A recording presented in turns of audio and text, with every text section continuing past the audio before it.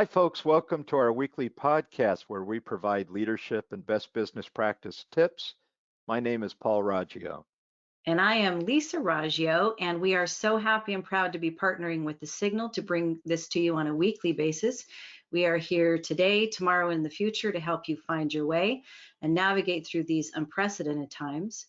And each week we have a particular focus area. And this week we have a guest on our show, Keri Aaver, and she is with COC. And I'm going to be reading her bio in a few minutes, but we are very excited to be talking to her. And we know that our listeners are going to gain a lot of value from this conversation today. So stay tuned. Hey, folks, we've got a great opportunity for you that you should take advantage of. It's free, and it's called the Business Health Checkup. And during this checkup, we provide you with information concerning several key areas in your business, and that's how to improve your net profit drivers. How do you grow your existing business? Finding new channels and business models, building a strong competitive advantage in the marketplace. You want to create a robust marketing strategy, and then focusing on key business drivers, identifying the demand, and then finally, really focusing on how do you create strong working capital reserves. It's easy to schedule it with us, either message us. You can go to our website, onetruenorthcoach.com, and get our contact information, but you really should take advantage of this great opportunity. Lisa, you want to introduce our guest? I do. I'm so excited today. I know Paul is too, because when we first launched our business, One True North, and that was about a year and a half ago, Keri was one of the first people that we talked to, and we found her so insightful. Jeffrey Forrest actually introduced us to Keri, and we've had several conversations since then, and we know that we're in alignment in regards to our philosophies and our approaches, and this makes for a very exciting and important conversation. So I am going to read Keri's bio right now. As a training and career development specialist in workforce and higher education, Keri has found her niche in building effective teams that can fast track job seekers into sustainable employment. She does this by designing each of their roles based on their individual strengths and providing comprehensive career development training for success within their organizations. Keri is currently the Director of Job Placement, aka Associate Director of Job Placement for Workforce Development at College of the Canyons after 5 years of building the Santa Clarita America's Job Center into a center to watch for best practices in the Los Angeles County workforce development area due to their high placement rates and effective operations. Under her leadership, the Santa Clarita America's Job Center of California received the California Award for Performance Excellence in her first year of running the center. Amen.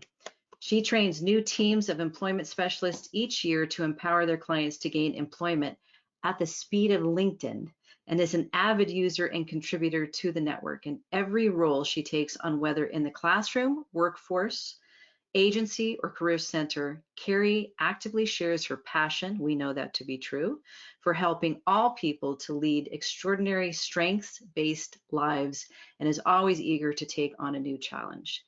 And with that, welcome Keri Aaver. Thank you so much, Lisa and Paul. Thank you guys for having me. I'm really excited to talk to you guys today. Well, we are too. And if you know us, we start most, if not all, of our conversations with why. We start with why you do what you do, and what got you started on this path, and sharing a bit about your background and your passion. Oh, wow, that's easy. I have loved careers. I've always considered myself a career geek since careers in psychology since about 6th grade. And, I was a weird kid that went to the library and looked at the occupational outlook handbooks on the shelves and read through every career possible. But when I graduated high school, I became a business owner. I started my first corporation right out of high school. I was going to college and had a number of different, successful businesses over the years. But the thing that I always enjoyed most about what I was doing was developing my team, building my teams, the hiring, the development of my staff members. A success for me, was always, if they did well working with our company, that was fantastic. But if they did well even personally, whether they stayed with us or eventually moved into another role, that always came back in a beneficial fashion for our company. They got their start with us, perhaps in some cases. In other cases, they developed some of the skills that they needed to get to where they were headed, to where they wanted to go. And so that really, drove me to, in 2007, to switch gears and spend 100% of my time really working with individuals to help them to find their best job fit, to be able to know how to use their strengths, so that, if you do have long work days, there's a big difference between having long work days, doing something that's a great fit using your strengths. An example of that was when I was running the America's Job Center. The first couple of years I was doing it, I easily put in some weeks 70 hours a week. And instead of being exhausted at the end of the day, I was energized. I was a single parent. I had 2 kids at home, very young children at that time. And I would take breaks in between to like go make dinner, help with homework and stuff. But I just couldn't get enough of what I was doing at work. I loved it so much. So I wanted to take that and be able to show other people how to excel in their careers and lead what I call extraordinary lives rather than ordinary lives, by really utilizing their strengths to their advantage and to the advantage of either the companies they run or the employers that they work for. Wow, that's Yeah. that's really passionate. Something that we certainly advocate. And when you're talking about strengths, we believe an awful lot in self-examination, and you ought to be focusing on your strengths. You ought to be focusing on your weaknesses. We do a SWOT analysis where both personal and business when we approach clients. So we're looking at opportunities they can take advantage of. We're looking at the threats that could pose them for their business or anything else. We often find that the strengths is the easy part. It's focusing on their weaknesses that is more difficult, that they struggle a little bit more understanding where's an area that I really need to improve. So how do you draw that out of the people that you work with, Keri? It varies so much from person to person, but a lot of it is dialogue and listening, asking questions and listening. And I love SWOT analysis. That's one of my favorite tools. So, believe it or not, I've been doing SWOT analysis for my own life since 6th grade. So, Love it.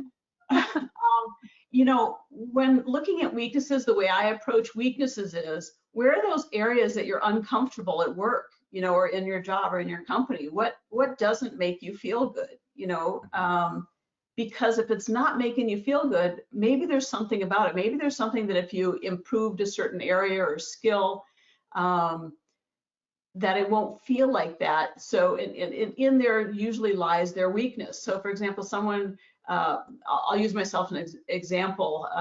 About 8 years ago, running the America's Job Center, the volume of emails that I had coming through was so enormous, and it just kept growing and growing. I mean, hundreds and hundreds of emails every day, and they weren't spam, they weren't junk that I could just delete.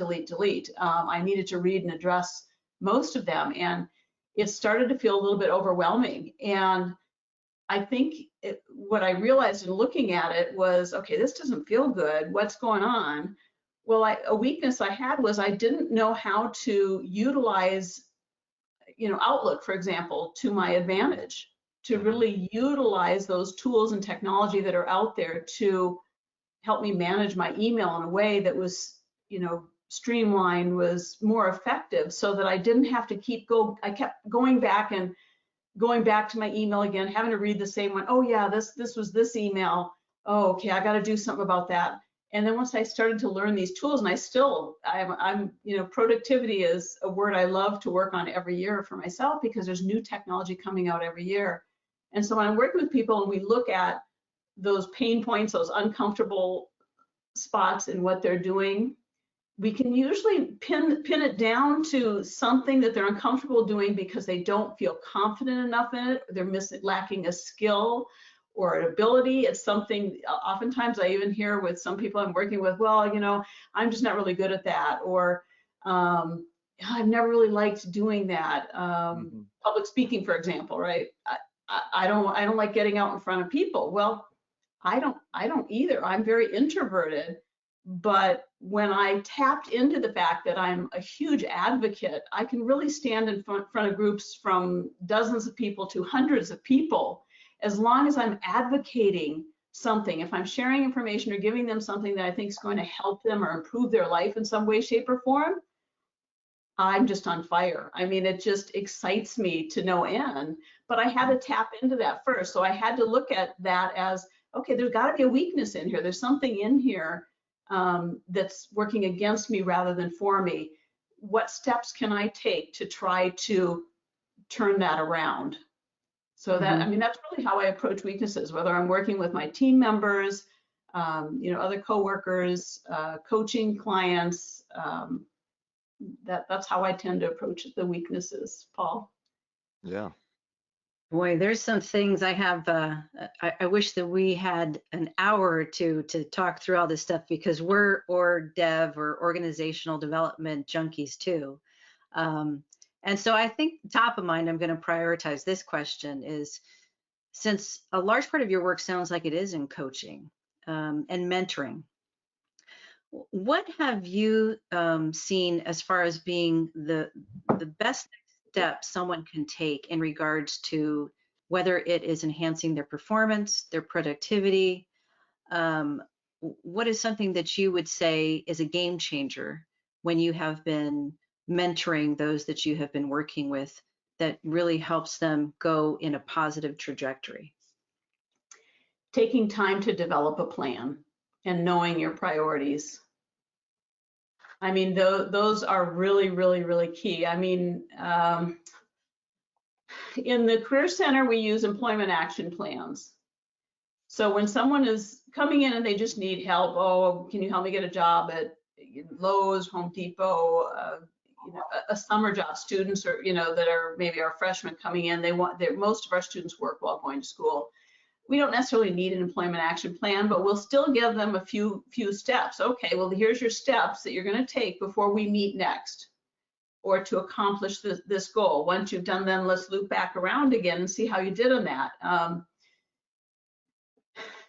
Looking towards, what I've done for a very long time, and the way we use these employment action plans is, you start with those first steps, but you know where that end goal is. You know where you're heading. Okay, ultimately, an example might be someone that's finishing up a certificate at the college, perhaps in paralegal, and they want to find employment right now, but their ultimate goal is they're actually, transferring. They're going to go on for a law degree. They have some other goals that they have further on. So we still put both of those down, that long-term goal, but the employment action plan is the sub goal that we're focusing on right now, and then breaking those into manageable bites. So that's kind of how we do it in the Career Center, utilizing the employment action plans. In general, though, when I'm working one-on-one with an individual, it's really important for me that they don't get overwhelmed, especially now in this last year. When I was running the America's Job Center, I would do workshops on job search, and some people would come in and they would take feverish notes and they'd be writing down everything they needed to do. And they walked out of there excited. They had so much to do. They had a plan. And then there would always be a couple in there that were almost in tears, right? Because I had just overwhelmed them with so much information. And so out of that, I realized that it's really important when I'm coaching people that, we start small and build on that. I mean, the psychology of motivation is in there too. Every little success that they can have helps with their attitude, their perspective moving forward, and helps them get from where they are now to where they want to go a lot more easily, a lot more effectively.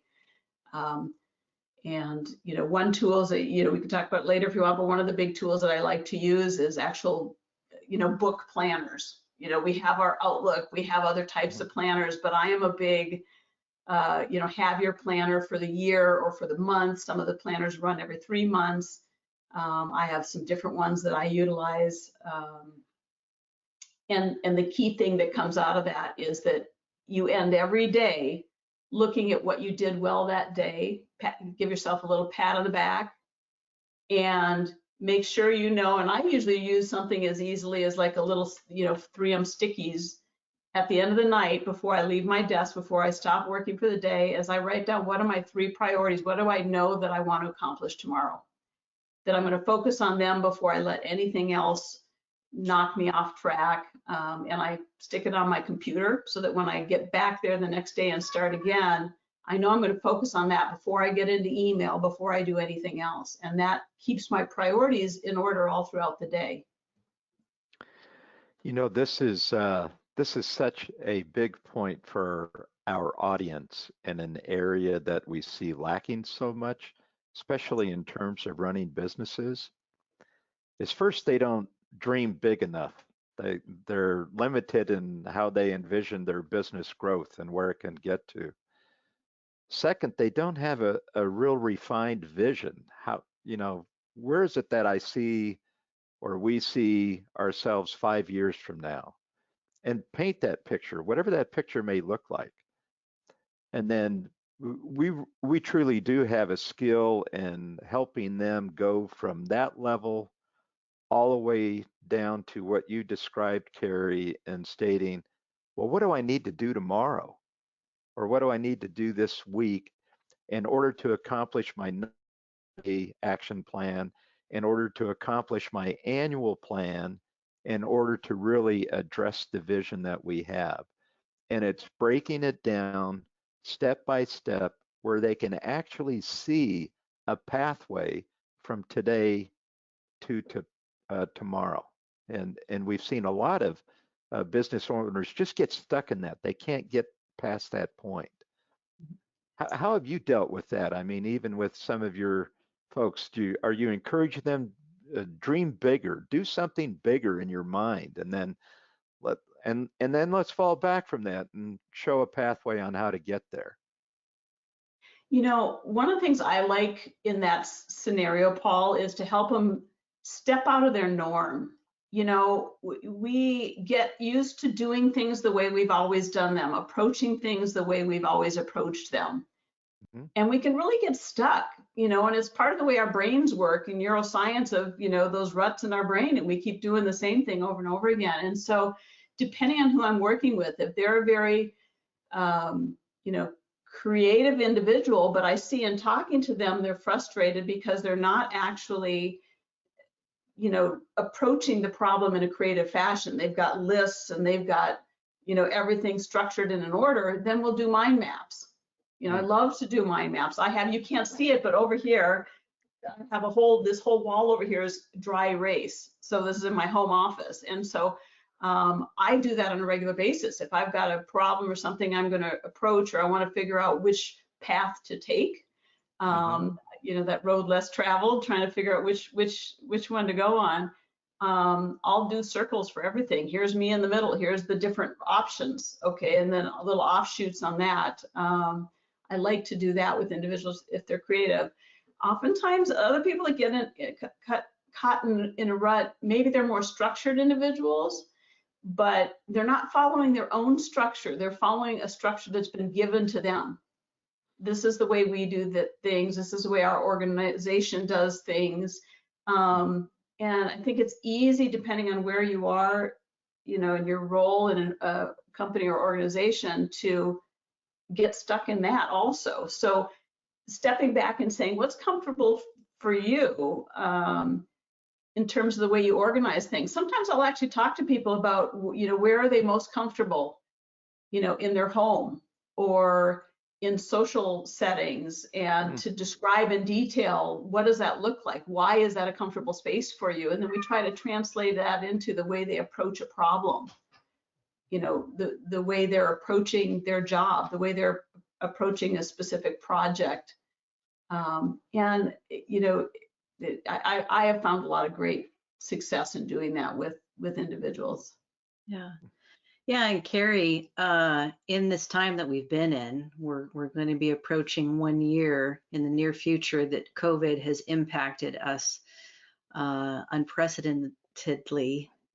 What are some things that you have realized or that you've seen in this time that you've had to adapt, pivot, that has been helpful for those that you work with? I think connection is key. You know, I think probably anyone on my team would tell you that I've really tried to customize each of their roles to their own strengths. So although I have a team of job developers at College of the Canyons, in interviewing them from the very first step as to whether we brought them on the team, I wanted to find out what their strengths were. I had each of them do Strengths Finder because that's one of the tools that I've utilized and been certified in, really so that we can look at what their workplace strengths are and we can talk about how that job would look with them doing it, as opposed to me saying, here's the job and this is how you want to do it. And we figure out how can I kind of capitalize on those strengths that they have. And so in the midst of COVID, the fact that the more I can relate to my staff one-on-one, it's really easy to get stuck in, oh, we have one meeting, a big meeting once a week, and we connect there. Well, not really. You know, how much connecting can you do when you have your entire team right there? If there's conflict or there's challenge, you won't hear about it, you won't know. So I try to really make a big effort to I even text staff members from time to time, but it depends on your team, what you're comfortable with. With mine, they text me, I text them, encouraging things, checking in if we've had a conversation about someone's family member or something that was ill, just checking in, hey, thinking of you, I hope your mom's doing better, or, different little things to try to be supportive in a one-on-one basis. I think it's much more important now. I mean, it's always a good part of any team focus, but during COVID, it's just too easy to become so task focused and get away from that relational piece. So I would say, that's really key, is recognizing that having self-compassion for yourself so that you can also show it to your team members when they're struggling with taking care of their kids at home while doing work. And I think we saw my daughter's cat. I didn't even know the cat was in here earlier. I'm like, there's a cat in my office. Unexpected things, that can happen. So I think that relational piece is really important during COVID. I would say that that's definitely key, and acknowledging that maybe there's things that they're not able to do as well as when they were in the office, and helping them, again, utilizing their strengths to find ways to overcome that. And in some cases there have been a few things that I've had to do where we've just switched what the person is doing, because maybe they really did well and love doing something face to face, but online it feels different for them, and so they need to approach it in a different way. So compassion, and relational, compassion.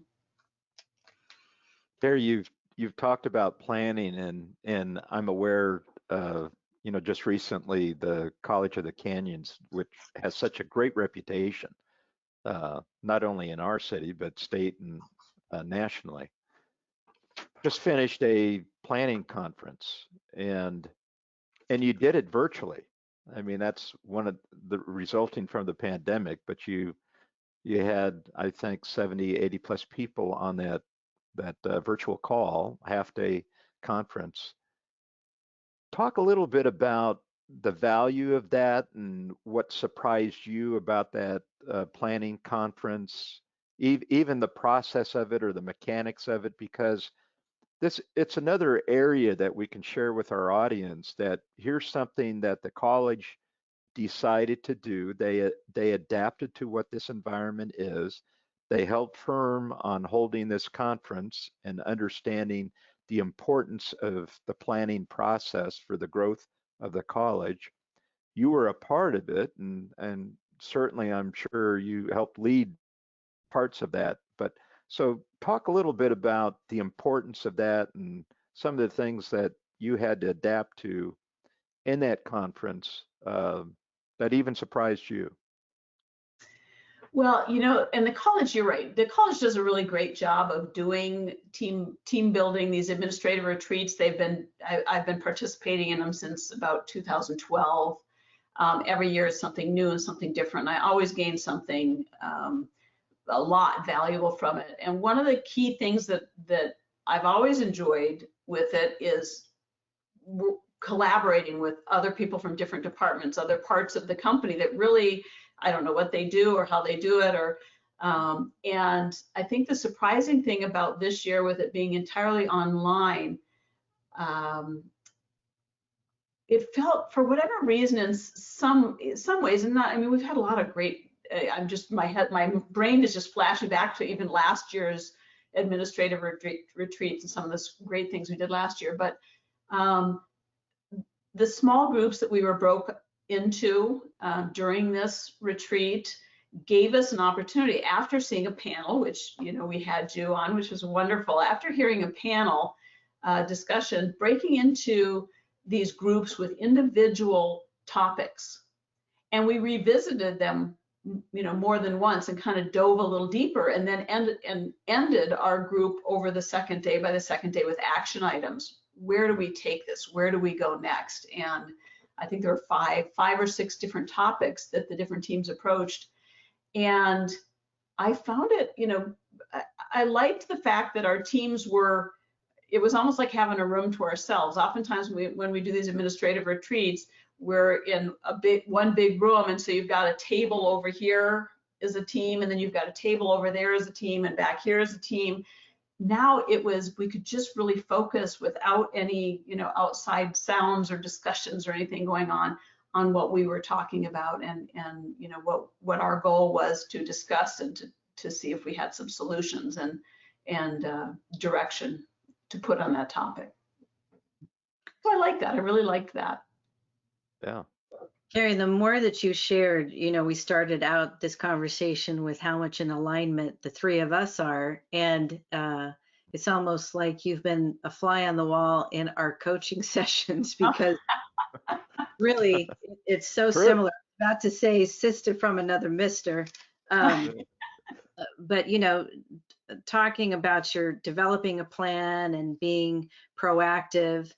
You know, I'll just give a little tip. When you said the planner, since you brought it up before we got on the recording, the high performance planner from Brendan Bouchard is exceptional. And it is something that I would encourage everybody, listener, that if you want to start to plan better too, just in your daily, you talked about what you do daily, you know, Keri, where you, the night before, and what you're checking, you check in at night. There's a high performance planner you can get on Amazon that is a game changer. To get it, definitely, and to get with the book too, right? Where is your high performance, my high performance habits book?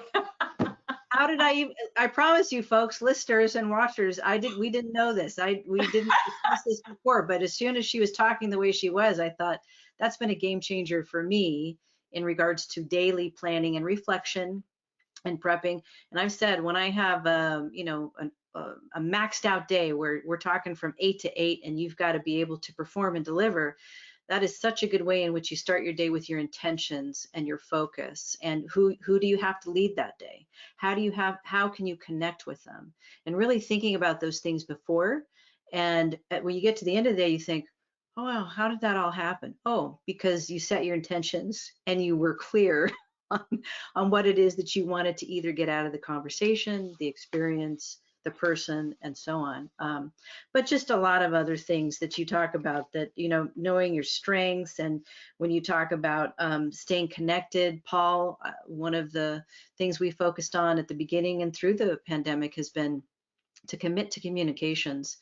We know that physiologically, and you brought up neuroscience too, we get in that flight, fright, freeze. We don't know what to do, so we stop. Whatever it is, we stop. We don't talk. We don't communicate. We're not sure what to say. How would we say it? And we say, you got to move beyond that and keep communicating and keep reaching out and stay connected. And it's uncomfortable and it's awkward, and get comfortable with being uncomfortable, because that's, you know, that's a part of the time that we've been in. So I know we are almost approaching, unfortunately, we could talk to you forever, and we're approaching an end time. How can people find out more about, you know, your offerings, what you do, getting engaged in the community? And I know you have told me so many times when we've connected, there's so many resources for people that they can reach out to. So what are some things they can do that'll help them? Yeah, well, yeah, there's so much in terms of what we can do, at College of the Canyons and the Career Center. Whether you're a student or alumni or not, if you go to our website at canyons.edu/career center, the tab for students and alumni has a ton of resources. If you're in job search mode, or you want to know about different events coming up to help you focus, what direction to go with your career, there's a lot there. And for employers and students alike, there's a link on that page that for employers, there's a tab for employers that takes them to more information about how we can support the employers. For students or alumni, there's a link to Job Speaker, which is our online job board. There's also, we're adding another link on there for community members too, to direct them over to our non-credit department for the career skills classes, computer application, web technology. I mean, all of those free courses. Maybe they haven't been back in school for a while. Maybe they're stuck this year because they want to make a change and they're not quite sure what it is yet. Then start something. I can tell you that in 2006, I felt a change brewing, right? I had been self-employed my whole adult life, and I needed to get that going. I needed to start the momentum going. And what I did is I actually went back to COC and signed up for winter session, which we're actually in winter session right now, but I signed up for January 2006 winter session and took a dance class, 3.5 hours a night, 3 nights a week. And just that change that, was incredible. So I could go off task. I'm already going off track. So let me get back. But in any case, so there's non-credit courses, everything. If you go to the Career Center webpage, we're constantly, every day, we're updating and changing things. All of it is intended to be resources for individuals, anything related to career. And if you have a question and you don't see an answer on there, we have drop-in on that website. You can click on that button for drop-in, and we'll try and connect you to wherever you need to be in the college if it's not us, to get you information. If you're an employer, careerconnect.jobspeaker.com is actually our new online job board and event calendar for employers to register. When an employer registers, it literally takes a couple minutes. I had an employer on a couple weeks ago where I just registered him while we were on the phone. We were talking, and 5 minutes later, I said, "Well, you're all set. Your employer account is set up, and do you want to post a job?" And we posted a job very quickly and easily too. But careerconnect.jobspeaker.com is where employers would go, and then they'll get notification of everything coming up at the college. So we've got a big job fair. Our spring job fair is going to be coming up in April, and if employers have an account set up in careerconnect.jobspeaker.com, they will get notification and invitation to participate in the spring job fair. Excellent. Well, thank you. What a wealth of information and rich resources in our community that we encourage listeners to take advantage of, follow up. We really appreciate your time and you sharing with us ways in which we can help our community members. So thank you very much. Thank you guys so much for having me. I love talking to you guys too, because there's so much I want to absorb from you too. So. Well, we're going to continue the conversation. It may not be here and now, but we will continue it because we have a lot of good work to do. And I mean the three of us in our community. And before, Paul's going to share some closing thoughts in regards to events coming up that people can engage in. But what we do at this time every single week is we give a shout out to a local business, because we know that there's small businesses making a big impact. And so today what we're going to share with you is about a business called Renew. And at Renew, they supply you with the best infrared saunas on the market. HealthMate Sauna has been making personal saunas for 40 years and has proven that their technology is the best on the market. These amazing personal saunas at Renew will help you feel calm, relaxed, and rejuvenated after a 30-minute session. Infrared saunas can help with so many different things, from pain management, muscle recovery, arthritis, detox, and relaxation. The first session is completely free. And I will say, since I've been there, they take the utmost in regards to a safety protocol going on right now. And to view their pricing, you can visit their website at renewscv.com. and book your first session. It's free, or you can call 661-476-5687, or you could use what's called the MindBody app and create your own profile to book your appointments for the time that's best for you. Paul? Yeah, I want to talk a little bit about another great resource for our community. But first, Keri, thanks so much. What a great conversation. I mean, just a lot of pearls that should be leveraged by business owners as a result of the conversation. If you're not a chamber member, join. I mean, let me tell you something. The chamber is offering so many great things for businesses. They're offering a 401k plan and this is directed at some of the smaller businesses. They're offering health insurance. They have a number of programs that they're presenting to those that want to come on board. So take advantage of the chamber. And one of the things that I co-chair with Paul Butler of New Leaf Training Development, is the Small Business Roundtable. That meets the second Friday of every month from 7:30 until 9. And we have a subject matter expert that attends. They tee up a subject that's relevant and pertinent to the participants in the roundtable. And then we have a discussion. It's informal. It's for non-attribution. You can talk about what you want to in terms of your business challenges and get help from other business owners on how to solve them. So take advantage of that opportunity. If you aren't a chamber member, join. If you are a chamber member, get involved in the Small Business Roundtable. You'll get an awful lot of value out of it. Lisa? Yeah, and I'll end it on please visit our website, onetruenorthcoach.com. Circling back to what Paul said at the beginning, we continue to offer a free business health check. We have a business background questionnaire that we send you with some really great questions. And then Paul and I take about 90 minutes in asking you questions that are really going to stimulate thought and get you thinking about your future, your 5-year, your 3-year, your 1 year, how you can plan through that, even all through COVID. And we do that for free. And there's no strings attached. So if you had that one and only meeting and walked out, that would be fine.